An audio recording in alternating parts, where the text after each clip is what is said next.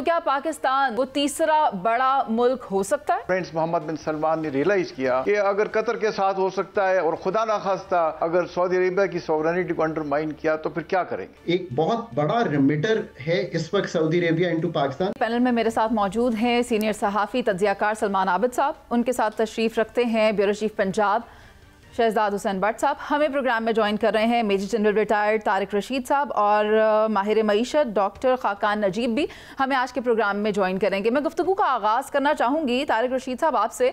आप अगर आज मौजूदा हालात का बागौर जायज़ा लें तो आप देखें कि पाकिस्तान और सऊदी अरब के दरमियान जो ये मुआहिदा हुआ है उससे जो असरात पैदा हो रहे हैं वो देखने में आ रहा है कि दीगर ममालिक भी इस मुआहिदे का हिस्सा बनना चाहते हैं, ख्वाहिश रखते हैं। तो ऐसे में आपको क्या लगता है, अगर आप देखें बड़ी पावर्स को या बड़े ब्लॉक्स को, तो एक तो सर फहरिस्त है अमेरिका, उसके बाद हमें चीन दिखाई देता है, फिर रूस, और अब आपको क्या लगता है अगर दिफाई एतबार से देखा जाए तो क्या पाकिस्तान वो तीसरा बड़ा मुल्क हो सकता है? कहते हैं ना, हाथी के पाँव में सबका पाँव। अब अगर शुरुआत सऊदी अरेबिया और पाकिस्तान के स्ट्रेटेजिक म्यूचुअल डिफेंस एग्रीमेंट से हुई है तो इसे कोई भी इस्लामिक मुल्क ख़ास तौर पे ज्वाइन कर सकता है। अब आपको देखें कि ओआईसी के 57 ममालिक हैं, अगर हम समझें कि 57 के 57 ममालिक की सोच एक जैसी हो सकती है तो ये एक बड़ा ही मुश्किल बात है, जैसे हमने हिस्टोरिकली देखा है। बट जैसे कतर पे आपने देखा हमला हुआ और वहाँ अमेरिकन का बहुत बड़ा बेस था और वो उनके किसी काम नहीं आया।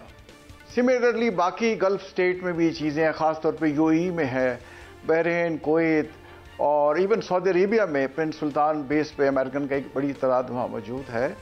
लेकिन इस तरह स्पेशली प्रिंस मोहम्मद बिन सलमान ने रियलाइज़ किया कि अगर कतर के साथ हो सकता है और खुदा ना खास्ता अगर सऊदी अरेबिया की सॉवरेनिटी को अंडरमाइन किया तो फिर क्या करेंगे।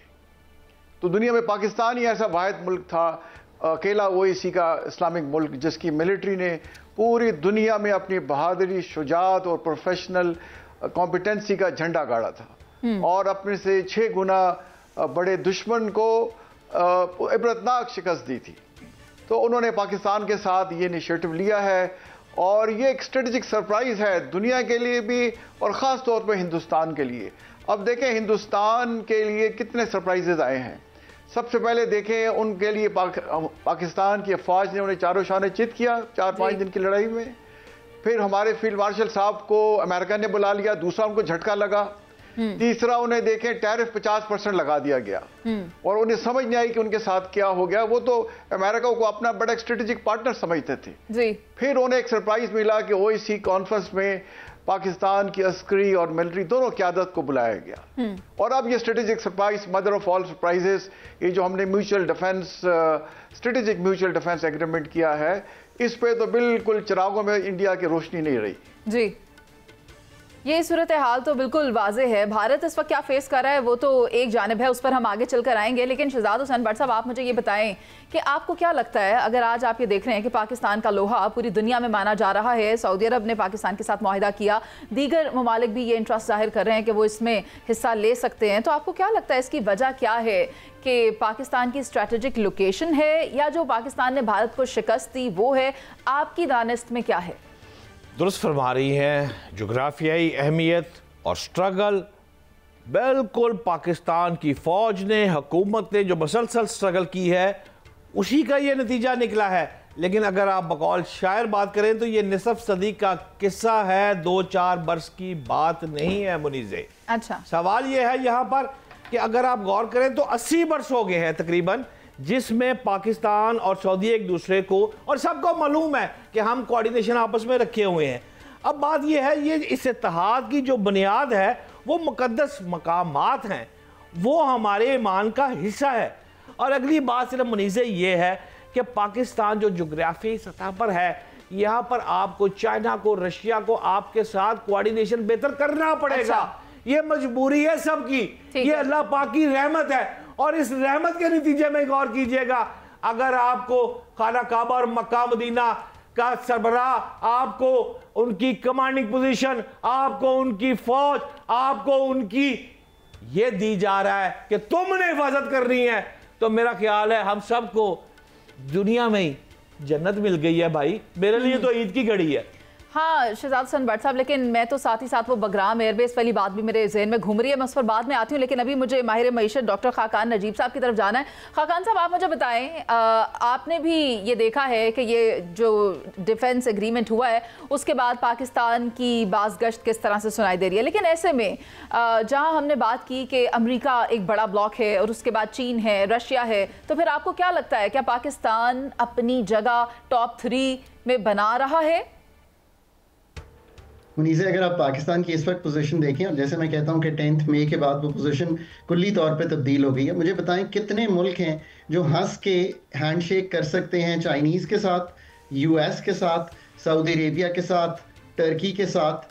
आई थिंक बहुत कम ममालिक होंगे जो ये कर सकते हैं। Pakistan is in a very very special place where Pakistan can have this handshake and have a smile with them, और उसका पूरा फ़ायदा उठाना चाहिए। जैसे 19% टैरिफ यूएस के साथ तय हुआ, और उसी तरह जो ये आपका ट्रेड एग्रीमेंट तब्दील हो सकता है, ये जो आपका म्यूचुअल एग्रीमेंट है डिफेंस का इनटू अ ट्रेड एग्रीमेंट, हम सेंटो का पार्ट भी रहे हैं। ये कोई ऐसी चीज़ नहीं है कि बिल्कुल ही नई चीज़ है। We have been part of many blocks. अब बात यह है कि इसको हम किस तरह तब्दील कर सकते हैं कि जो $2.2 अरब की उन्होंने कमिट की थी हमारे साथ MOU साइन करके, ये पुरानी बात नहीं है, रीसेंट बात है सऊदी अरेबिया की, उसको हम वाकई transfer of FDI into Pakistan करें। माइंस एंड मिनरल्स में इंटरेस्ट है उनका, वो किस तरह हम कर सकते हैं। उनका इंटरेस्ट ये है कि हम अपनी एग्रीकल्चर को बढ़ाएं, एग्रीकल्चर में उन्होंने इन्वेस्ट भी किया है, और इस ज़मीन से हम जो उगाते हैं फूड सिक्योरिटी को इंश्योर कर सकें उनकी। एक पाकिस्तान का बड़ा डायस्पोरा वहाँ पे है, एक बहुत बड़ा रिमिटर है इस वक्त सऊदी अरेबिया इनटू पाकिस्तान, जो हमारे पाकिस्तानी वहाँ काम करते हैं, दोस्त पाकिस्तानी से हम 2030 जो उनका विजन है उसको बनाने में कैसे हेल्प कर सकते हैं।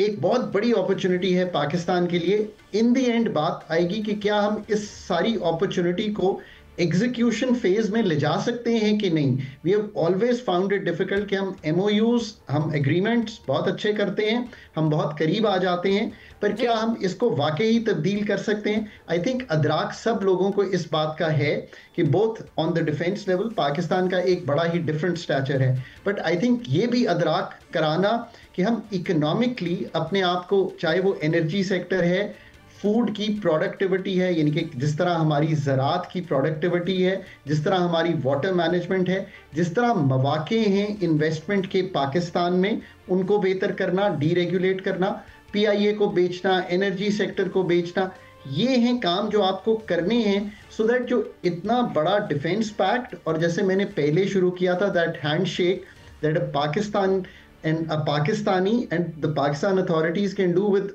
an array of countries। इस वक्त आप मुझे बताएं मुनीज़ा, कौन से मुल्क हैं जो ये काम कर सकते हैं। आई थिंक पाकिस्तान की बड़ी एक, सर अगर आप ये सवाल मुझसे पूछेंगे ना खाकान साहब, अभी तो ये कहना कबल अज़ वक्त होगा कि अमेरिका जो इतना ताउन और मोहब्बत का इजहार पाकिस्तान के साथ कर रहा है, उसको पाकिस्तान से क्या चाहिए। This is another question.